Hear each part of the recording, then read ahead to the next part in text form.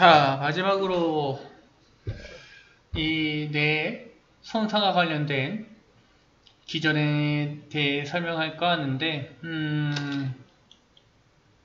기존에 했던 내용들과 주목되기는 했는데, 앞서 1교시 때 말씀드렸듯이, 요거는 강조되고 또 강조돼도 부족함이 없는 내용들이에요. 그래서 여러분들이 꼭 기억해 줬으면 하는 바람에 한 페이지, 두 페이지 가지고 계속적으로 설명을 해주고 있는 거거든요. 이번이 마지막으로 뇌 손상과 관련된 기전은 끝마칠 것 같고요. 그 다음에는 이제 다음 진도를 진행할까 합니다.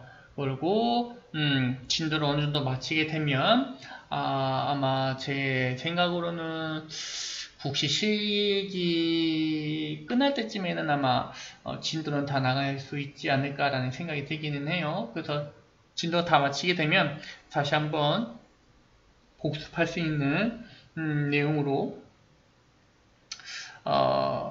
혹은 정리하는 정도로 이 강의를 두 과목을 마무리할까 합니다. 국시가 지금 정말 얼마 남지 않은 상태에서 코로나가 터져 다시 재확산돼 버렸고, 여러분들은 학기에 나오지 못하게 된 상황에서 실기는 준비되어져 있지 않고, 필기 또한 1학기 때 비대면으로 진행하는 바람에 여러분들 못 믿는 건 아니고, 뭐 교사나 강의하시는 분들을 이제 못 믿는 건 아니지만, 어쩔 수 없이 여러분들이나 저 포함해서 전 세계가 처음 겪는 사태라서 제대로 학습할 수 없었을 거라고 생각이 듭니다. 그래서 그 부족한 학습 내용을 방학 때 좀 채우려고 좀 노력을 했었어야 했는데, 이게 잘 됐는지 참 궁금하긴 하네요. 제가 했던 수업도 마찬가지고. 뭐 사담은 여기까지 하고요. 책에 있는 내용을 좀 봅시다. 자, 이제 내 안에 있는 압력들이 올라가게 됨에 따라서 탈출증이 시작될 건데, 뇌 허니아가 시작될 건데, 이 뇌 허니아 같은 경우에는 즉각적으로 한 번에 다 같이 다 일어나가지고 밑에 있는 하부 구조물들, 하부 장기들, 하부에 있는 뇌줄기라든지 뭐 시상하부 뭐 이런 것들 쫙 누르는 게 아니에요. 천천히 압박되는 순서가 어느 정도 있는데, 이게 이제 중간 부분, 여기 써져 있는 것처럼, 책에 써져 있는 것처럼 대뇌 중앙 부분에서 내부 조직이 팽창하면서 주변을 압박할 경우라고 하면서, 그 다음에는 중간내 다리내 순내수문에 영향을 받는다. 이렇게 이제 순서대로 압박되는, 근데 이게 뭐 위에서부터 다 내려오는 거죠, 뭐, 그죠? 중간내 중간내 다리내 순내가 이렇게 있으니까요, 그죠? 순서 내려내리는 것 뿐이긴 한데, 어찌됐든 간에 이 중앙에서부터 쭉 내려오는 압박에 의해서 손상당하는 이 상황을 우리는 중신증후군이라고 하게 됩니다. 중신증후군이라고 하게 되면 이제 척수에도 어느 정도 척수에도 있는데, 말 그대로 그냥 가운데가 눌려서 손상당한 거죠. 뭐 어려울 게 하나도 없습니다. 말 자체 단어를 이해하시면 여러분들이 쉽게 학습하실 수 있으실 거예요. 그래서 중신증후군 같은 경우에는 뇌줄기 상부에 압박되었을 경우, 혈압의 상승이 일어나게 되는데 뇌 관련 유지를 위해서 발생하게 되고, 그리고 이 동방결제나 방신결제를 미주신경 자극에 반응해서 심박수의 반사적 감소를 유발하게 되고, 환자 같은 경우에는 체인 스트로크 호흡, 체인 스트로크 호흡 여러분들 관리학에서 배우는데 기억나시나요? 호흡 관련 같은 경우에는 뭐 중추신경소 호흡이라든지 체인 스트로크 호흡이라든지 뭐 비호흡, 뭐 느린 호흡 다 모두 다 여러분들이 잘 알고 계셔야 돼요. 그 유형들이 있잖아요. 그래프로 파형을 나타낸 그 유형들은 여러분들이 꼭 잘 알고 계셔야 될 것 같고요. 관리학에서 꽤나 중요하게 다루고 있는 이 호흡 양상들입니다. 호흡 타입 유형들이에요. 잘 알고 계시면 좋을 것 같고요. 자, 이렇게 일어나고 난 후에 여러분들이 이 세 가지 증상들을 확인을 했죠. 그죠? 혀 뇌관리를 위해서 혈압 상승한다네. 그리고 미주신경 자극 때문에 심박수가 감소한다네. 그리고 체인스톡 호흡이 일어난다네. 체인스톡 호흡이 이제 불규칙한, 여기 써져 있긴 한데 이제 불규칙한 호흡이잖아요. 그죠? 그래서 이 세 가지의 특징이 나타나는 혈압의 증가와 맥박 감소와 불규칙한 호흡. 이 세 가지를 우리는 뭘로 배운다? 뭐라고 얘기하냐? 쿠싱 삼증후라고 이야기합니다. 요거는요, 어찌 보면 쇼크 환자의 증상에 반대될 수도 있어요. 그죠? 쇼크 환자는 어떻게 되죠? 혈압의 감소, 맥박의 증가, 그 다음에 호흡의 증가 후 사망할 때는 당연히 감소됐다가 불규칙하게 되겠지만 인종호흡이 나타나겠지만 그 나비 차중에 두더라도 그래서 혈압의 감소, 맥박의 증가, 호흡의 증가가 쇼크 환자의 전형적인 증상이었다면 쿠싱상증후 머리 뇌 탈출증의 전형적인 증상이라고 얘기하고 있는 쿠싱삼증후 같은 경우에는 혈압 증가, 맥박 감소, 불규칙한 호흡이 되는 겁니다.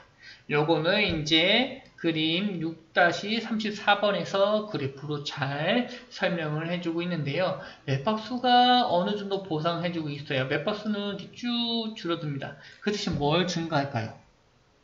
특히 혈압이 증가하게 돼요. 이게 뭐죠? 심장의 수축력이 증가한 거죠. 강행에 짜라는 거예요. 아까 전에 설명했던 2교시 때 설명했던 1교시 때 설명했던 이 뇌 압이 올라가니까 야 산소가 부족하니까 영양소가 부족하니까 동맥혈 좀 보내라. 강하게 짜서 보내라 라고 해서 생기는 이 혈압의 상승이 이때 일어나게 돼요.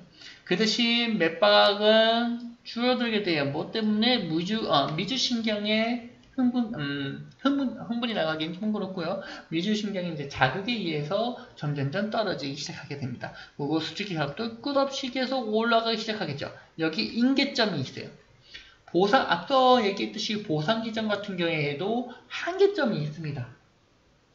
하다 보면 끝까지 모든 걸 다 보상해 줄 수 없는 상태.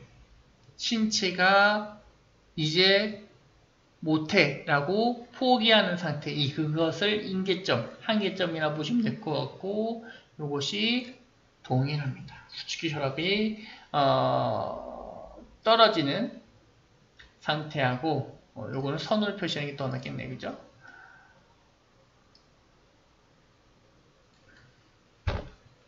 수축기 혈압이 철거점에서 떨어지는 상태하고 맥박수가 급격하게 올라가는 상황, 올라가고 떨어지는 이 상황이 이 인계점 보상 기전이 끝나는 상황이라고 보시면 돼요. 보상 부전 상태라고 이야기를 해주고 있죠. 그래서 이 보상 기전이 끝나게 되면, 그러니까 쿡신증후군은 어떻게 보게 되면 이 사람은 지금 살려고 노력하고 있다라고 반증하는 환자의 증상과 징후가 될 수 있는 거죠. 그죠? 근데 뇌손상 환자가 맥박수가 올라가고 혈압수가 떨어진다. 이거는 사망으로 가는 상황이 되죠. 맥박수가 올라가고 혈압이 떨어진다. 이거 뭐죠? 쇼크잖아요. 그죠? 쇼크의 정의가 뭐였죠? 정상과 사망의 중간 단계라고 말씀을 드렸었죠. 그래서 우리는 모두 다 쇼크를 겪는다고 말씀을 드렸었어요. 용어적 정의에 따라서는요. 그래서 이 환자가 보상기전을 따르다가 보상기전이 망가지게 되면 쇼크로 빠져 사망하게 된다 라고 보시면 되는 거고요. 자, 여기 이제 쿠싱삼증후를 이야기했으니까 그 아래에 있는 내용들을 조금 살펴봅시다. 자,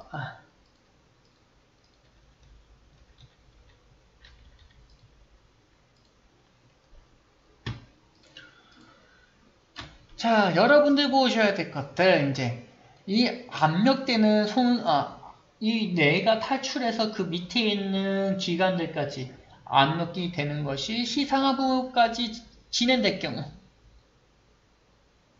환자는 오심없는 구토 증세, 그리고 막 이렇게 뇌부분에 있는 구토 증세를 하게 되죠. 프로젝팅, 보미팅 같은 이런 걸로 쭉쭉 뽑아내는 이런 상황이 일어나게 되고, 그 다음에 이제 여러분들 해부 생리학이 되어 있으면 시상하부가 하는 역할을 다 알고 있을 거예요. 그죠? 그래서 뭐 이런 상황들, 체온이 변하는 상황들도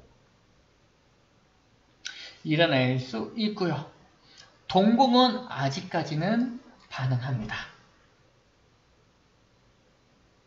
이때 여러분들이 알고 있는 겉질 제거 자세, 요거는 그것 때문에 여러분들이 배웠죠? GCS 때문에. 그죠? 팔은 굽히고 신체는 쭉 뻗친 상태. 여기서 팔까지 뻗어버리게 되면 대뇌 제거 자세가 되는 거죠. 대뇌 제거 자세. 자, 그 다음에 보셔야 될 내용들. 자, 이제 시상압을 넘어서 이제 내주기가 압박받기 시작합니다.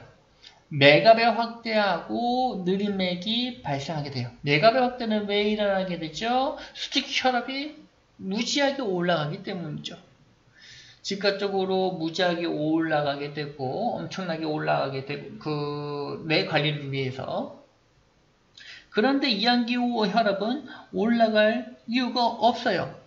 그래서 강력하게 짜고 쭉 올라간 수직 혈압으로 인해서 물론 이항기압도 올라가긴 하지만요 큰 차이가 벌어지게 되는 거죠. 맥압이. 그리고 느린 맥이 발생하기 시작하게 됩니다. 이거 뭐예요? 그냥 쿠싱 증후군이죠 그리고 호흡은 빠르고 깊어지게 되는데 이때는 중추신경성 과호흡. 이때도 쿠싱 증후군이 지속되고 있구나 라고 기억해 주시면 돼요. 앞서 얘기했듯이 쿠싱 증후가 있으면 이 환자가 보상 기준이 있다라고 알고 계시면 돼요. 이때 이 앞서서 얘기했던 시상하부에 있었을 때랑 더 깊게 눌려져 있는 상태잖아요. 그 아래쪽으로 더 눌려져 있는 상태이기 때문에 이때는 뭐가 좀 틀려지느냐? 요게 틀려지게 됩니다. 동공의 라이트 리프레스, 빛에 대한 반사가 늦어지거나 아예 소실되게 되고요. 그 다음에 요거는 양측성으로 나타나게 됩니다. 그리고 환자는 대뇌 제거 자세를 취하게 되는데 요때 요 환자 같은 경우에는 아무리 여러분들이 치료를 하려고 해도 정상적인 기능을 회복하지 못해요. 그 다음에 마지막 뇌 줄기 하반까지 도달하게 되면 동공은 최대로 확대되고, 이거 무슨 환자에서 나타나죠? 사망 환자에서 나타나죠. 동공 같은 경우에는 동공의 반응이 빛에 의해서 줄어들고, 여기서는 빛의 반응이 조금 있다가 맨 마지막에는 동공이 다 열려져 버리는 거죠. 이렇게 커다랗게. 이 환자는 우리 뭐라 그러느냐? 사망 환자라고 이야기합니다. 사망 환자. 그래서 호흡은 특정한 리듬 없이 불규칙한 양상을 보이게 되고요.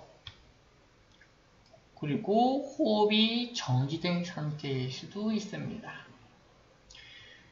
그리고 우리가 알고 있는 이제 연수까지 눌려있기 때문에 매팍이라든지 심전도의 변화가 엄청나게 일어나게 되고 저혈압 발생하게 되고 반응은 당연히 없고 골격근이 안 되고 여기 맨 마지막 있죠? 환자 생존을 기대하기 어렵다. 사망 환자라고 말씀드렸습니다. 사망했다라고 보시면 됩니다.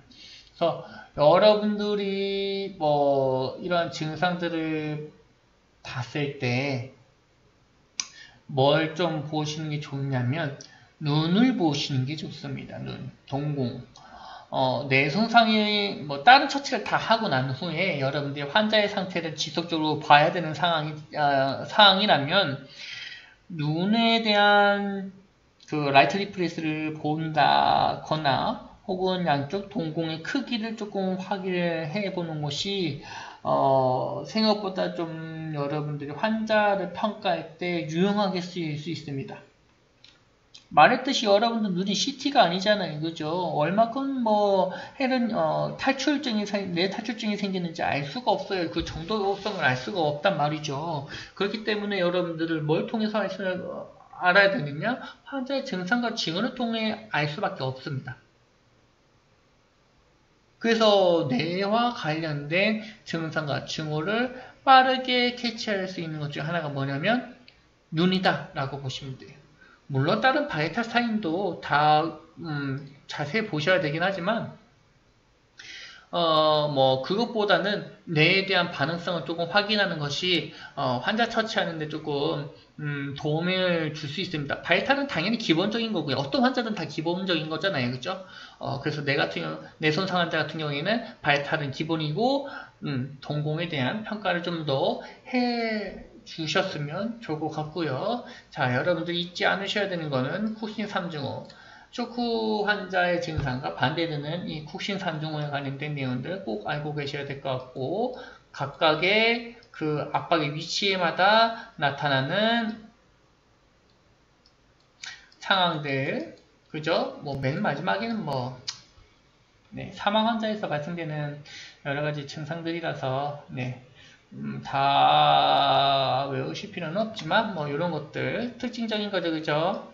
사망 환자들에서 나타나는 것들 이렇게 보시면 이렇게 정리해 주시면 될 것 같습니다.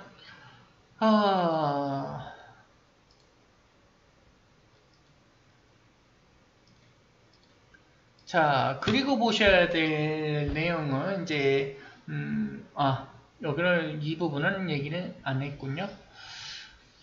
내부에 뇌 손상이 일어나고 난 후에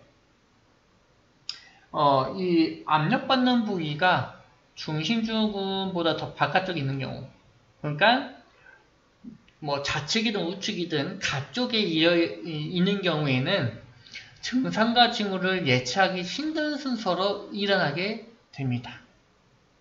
그래서 여러분들이 이때 확인해야 될 거는 중심주근은 뭐라 그랬어요? 동공의 반사가 느려지거나 소실되는 것이 양측성으로 일어난다고 했잖아요. 가운데를 눌러서. 근데 얘 같은 경우에는 손상된 부위 같은 쪽에서 동공의 반응이 달라지게 됩니다. 그러니까 예를 들게 되면 동공의 여기는 크고 여기는 빛의 반응에서 쬐끔해지는 이런 상황들이 발생할 수가 있는 거죠. 오른쪽은 반응이 없고 왼쪽은 빛의 동공의 반응이 있는 이런 상황이 일어날 수도 있습니다. 그러니까 앞서 얘기했던 동공에 대한 평가가 뇌 손상 환자에서 중요하다라고 더 이야기해 줄 수 있는 거고요. 마지막으로 이제 소와 머리 외상과 관련된 내용들만 마무리 짓고 우리가 원래 했던 그 진도 그 순서로 나아갈 겁니다. 아마 233페이지, 8페이지 거기였던 걸로 알고 있는데 거기로 넘어갈까 합니다. 자, 소와 머리 외상 같은 경우에는 성인하고는 좀 달라요. 왜냐하면 성인 같은 경우에는 뇌 공간이 유동적이지 않다. 100% 꽉 차져 있는 공간에서 압력이 부피가 늘어나고 압력이 증가하게 되면 그 유일한 구멍이 그 큰 뒤통수 구멍을 통해서 뇌 조직이 탈출한다라고 얘기를 했었잖아요. 근데 어린아이의 머리 같은 경우, 특히 영유아 같은 경우에는 대처문, 소처문, 그러니까 뼈가 완벽하게 머리뼈가 붙어져 있는 상태가 아니기 때문에 그리고 내 용족도 어느 정도 꽉 차져 있는 것이 아니라 발달되고 있는 과정이기 때문에 어느 정도 여유 공간이 있다라고 보시면 됩니다. 거기에 추가적으로 보셔야 될 것이 영화는 완벽하게 다 치밀골로 되어져 있지 않고 영골로 되어져 있어요. 지속적으로 자라나야 되기 때문에 치밀골의 비율보다는 영골의 비율이 더 많습니다. 그래서 어린아이들 같은 경우에는 머리를 어떻게 재우냐에 따라서 동그랗기도 하고 뒤통수가 납작하기도 하잖아요. 그죠? 마치 누가 이렇게 만든 것처럼 그렇게 되잖아요. 그게 영골로 되어져 있기 때문에 그렇게 되는 겁니다. 그래서 여러분들이 이러한 특징을 알고 계시면 바로 정답이 나야 되죠. 소아는 성인보다 압력의 내내압의 증가에 더 쉽게 유연하게 오랫동안 버틸 수 있겠구나 라고 생각해 주셔야 합니다. 근데 여기서 또 문제가 되는 거는 성인의 성장 상태에서는 어느 정도 완성되어져 있는 신체죠. 근데 어린아이는 그렇지 않아요. 그래서 외부 충격에 의해서 쉽게 손상을 당하게 되죠. 그리고 여기 써져 있는 것처럼 쉽게 변형되기도 하고요. 그러니까 우리가 무언가가 맞고 부딪히고 찔렸을 경우에는 뼈가 어느 정도 충격을 완화해주고 근육이 어느 정도 이 찔려져 있는 것을 저항성을 가져서 깊게 들어온 것을 막게 되는데 어린아이는 그렇지 않다라는 거예요. 그래서 충격을 당하게 되면 물컹물컹한 연골과 피부와 근육들이 그냥 안쪽 깊숙하게 에너지 전달을 해버린다는 거죠. 그렇기 때문에 손상은 더 심각하게 되는 겁니다. 그리고 아까 전에 얘기했던 그 대천문, 소천, 그 D스구멍, R스구멍 이런 부분들이 있는데 여기는 아직 뼈가 붙지 않은 상태예요. 그렇기 때문에 이 피부만 있다라고 보시면 돼요. 내 위에 뼈가 있어야 되는데 내 위에 피부만 덮여져 있어요. 그러다 보니까 여기 안에 압력이 높아지게 되면 이게 볼록 튀어나올 수 있겠죠. 그래서 뇌 같은 경우에는 어린아이 같은 경우에는 여기 구멍이 뚫려져 있고 여기 뇌예요. 이거는 뼈들이고 이렇게 뼈들이라고 보시면 돼요. 그래서 구멍이 2개 뚫려 있는데 뇌 압력이 올라가게 되면 어린애 같은 경우에는 이렇게 볼록 튀어나오게 되는 거죠. 피부니까. 그래서 뇌하 상승의 진행은 생각보다 느린 편이에요. 그리고 뇌 조직에 대한 그 부피도 아까 전에 말씀드렸듯이 발달되는 과정이기 때문에 적다라고 말씀해 드렸었죠. 그래서 거기에 대한 내용도 보실 텐데 자, 혈액과 뇌초수액은 성인 머리 크기의 약 20%를 차지한다 라고 설명을 해주고 있고요. 여기서 조금 더 보셔야 될 거는 뭐냐? 성인의 머리의 경우 머리 출혈 같은 경우에는 저혈량적으로 심각한 원인을 작용하지 않지만 소아의 경우에는 머리비를 키고 수구멍 때문에 더 많은 혈액을 수용할 수 있으며 훨씬 더 적은 용적과 예비 혈량을 가지고 있기 때문에 소아는 뇌출혈 심각한 저혈량증의 원인이 될 수 있다. 이게 뭔 말이냐면요. 성인 같은 경우에는 앞서 얘기했듯이 딱딱한 공간이에요. 그래서 출혈이 발생하더라도 압력이 지속적으로 올라갈 뿐이고 여기에 많은 양의 출혈량이 계속적으로 쌓이지는 않습니다. 오히려 뇌를 밀어낼 뿐이에요. 그런데 앞서 얘기했던 이 소와 머리의 해부학적 특성 때문에 숫구멍이랑 연골로 되어져 있는 이 뼈 구조물 때문에 많은 양의 출혈이 발생하게 되면 지속적으로 이 머리뼈에 출혈이 날 수 있다는 소리예요. 멈추지 않아요. 그러니까 여러분들이 알고 있는 EDH 같은 경우에는 성인 같은 경우에 볼록 튀어나오고 말잖아요. 그죠? 왜냐면 여기 뇌조직이 꽉 차여져 있기 때문이죠. 동글동글한 호두 모양으로 되어 있는 뇌조직이. 근데 어린아이 같은 경우에는 여기에 출혈이 펑하게 출혈이 나기 시작하게 되면 조그마한 뇌조직에 뇌초수가 가득 차여져 있는데 이게 쭉쭉쭉 밀어나게 되고 출혈은 계속 나게 되고요. 그 다음에 앞서 얘기했던 볼로 튀어나오면서 대퇴문서점이 볼로 튀어나오면서 또 여유 공간을 주기 시작해요. 거기에다가 앞서 얘기했듯이 이 어린아이 같은 경우에는 가지고 있는 예비 용적이 적어요. 그러니까 어린아이가 추가적으로 내가 혈액을 더 보탤 수 있는 능력이 성인보다 적다라고 보시면 돼요. 그렇기 때문에 얘는 이 머리 외상에 의한 출혈로 인해 저혈량증에 빠질 수 있습니다. 정리하자면 성인은 머리 내 출혈로 인해 뇌에 있는 출혈로 인해 두 개의 출혈로 인해서 저혈량증에 빠지지 않고 소아는 머리 내에 두 개의 출혈로 인해서 저혈량증에 빠질 수 있다. 간단하게 이렇게 외우셔도 됩니다. 내가 이거 해박적 구조물까지 해박적 지식까지 외우기 싫으신 분들은요. 근데 앞서 얘기를 했었죠. 여러분들은 전문가예요. 해박적, 생리학적 기반이 되어야 있는 상태에서 그 결과를 알고 있어야 되지 결과만 외우면 여러분들은 단순한 기술자에 불과한 겁니다. 전문가가 아니에요. 알겠죠? 이렇게 정리하고 마무리 짓도록 하겠습니다. 다음 주에는 진도 나갈 거니까 진도 나갈 부분 잘 체크해 주시고요. 이만 마치도록 하겠습니다.